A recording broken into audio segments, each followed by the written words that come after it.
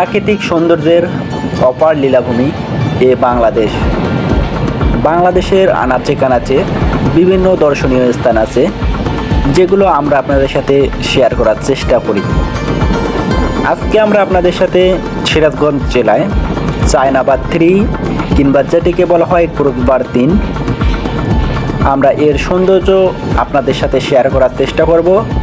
সেই সাথে আপনাদের একটি পূর্ণাঙ্গ ভ্রমণ গাইডলাইন দেব। আজকে আমরা যাত্রা করব একতা এক্সপ্রেসে এবং আমাদের যাত্রা শুরু হয় গাজীপুর থেকে।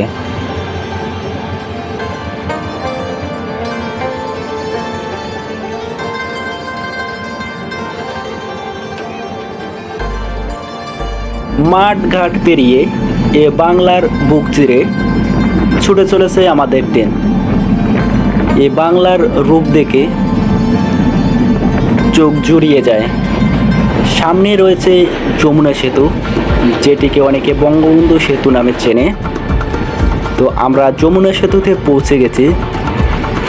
আমরা সিরাজগঞ্জ যে চায়নাবাদ 3 আছে সেটি সৌন্দর্যের পাশাপাশি সিরাজগঞ্জ এবং টাঙ্গাইলের মাঝ বরাবর যে যমুনা সেতু আছে সেটি সৌন্দর্য আপনাদের সাথে শেয়ার করার চেষ্টা করব। তো এটি হচ্ছে যমুনা নদী এবং আমরা বর্তমানে আছি যমুনা সেতুতে। যমুনা সেতুর পাশে নতুন করে আরেকটি রেল সেতু নির্মাণ করা হচ্ছে, যেটি শুধুমাত্র রেল সেতু হিসেবে নির্মাণ করা হয়েছে এবং খুব তাড়াতাড়ি হয়তোবা এই রেল সেতুটি রেল চলাচলের জন্য উন্মুক্ত করা হবে।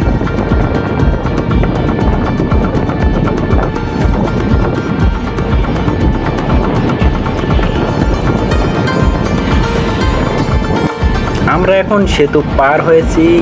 সেতু পার হওয়ার পর আপনি যখন সিরাজগঞ্জ প্রবেশ করবেন, যদি আপনি রেল ভ্রমণ করে থাকেন, সেক্ষেত্রে যমুনা সেতু পার হওয়ার সাথে বাংলার যে সৌন্দর্য সেটি আপনি উপভোগ করতে পারবেন। তো আমরা এখন সিরাজগঞ্জ পয়েন্টে এবং আপনারা দেখতে পাচ্ছেন বাংলাদেশের আমাদের মাতৃভূমির কতটা সৌন্দর্য। আপনারা যারা চায়নাবাদ 3 কিংবা যেটিকে বলা হয় ক্রুজবার 3 দেখতে আসবেন, আপনারা যমুনা সেতু পার হয়ে প্রথম যে স্টেশনটা আছে সেটিতে না নেমে দ্বিতীয় যে স্টেশন আছে, যেটি হচ্ছে Shaheed captain M A. Mansur Ali rail station, আপনারা সেখানে নেমে পড়বেন। সেখান থেকে অটো কিংবা সিএনজিতে করে আপনারা 20 টাকা ভাড়ায় ক্রুজবার 3 সে প্রথম যে গেটটি আছে আপনারা সেই গেটে যেতে পারবেন।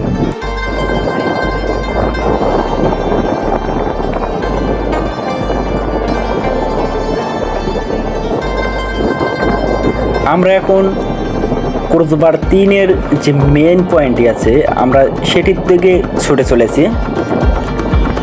সাইডে দেখতে পাচ্ছেন যমুনা নদী এবং আপনারা যারা কাশফুল পছন্দ করেন, কাশফুল ভালোবাসেন, তো আমার মনে হয় এই জায়গাটি আপনাদের জন্য যথেষ্ট উপযোগী। কারণ এখানে বলতে পারেন কাশফুলের স্বর্গরাজ্য, যেটি আমরা আপনাদের দেখানোর চেষ্টা করতেছি। আপনারা যারা কাশফুল পছন্দ করেন তারা অবশ্যই এই জায়গাটিতে আসতে পারেন।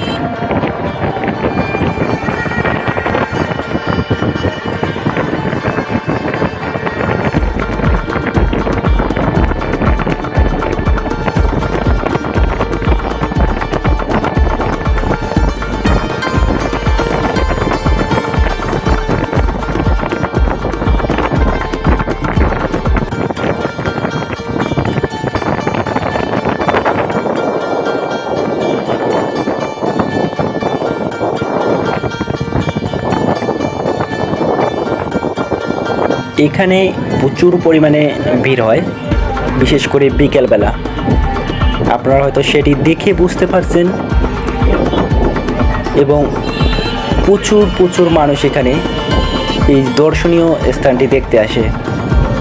আমরা এর মূল যে সৌন্দর্য সেটি আপনাদের দেখানোর চেষ্টা করব, এবং বিশেষ করে মূল যে আকর্ষণ যেটি মাধ্যমে বিদ্যুৎ উৎপাদন করা হয়, যেটিকে বলা হয় বায়ু কল, অর্থাৎ বাতাসের মাধ্যমে, বায়ুর মাধ্যমে বিদ্যুৎ উৎপাদন করা হয়, সেটি আপনাদের দেখানোর চেষ্টা করব। এটি হচ্ছে যমুনার যে চর আছে তো সেটি, এবং আপনারা এখন যে টাওয়ারটি দেখতে পাচ্ছেন এটি হচ্ছে বায়ু কলের টাওয়ার, এবং এই টাওয়ারের মাধ্যমে বিদ্যুৎ উৎপাদন করা হয়।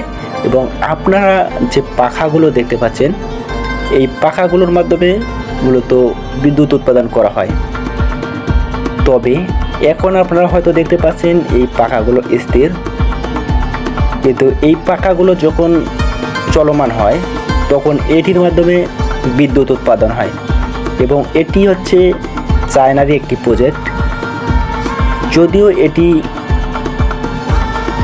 নামে নামকরণ করা হয়েছে চায়নাবাদ 3 কিংবা ক্রুজবার 3।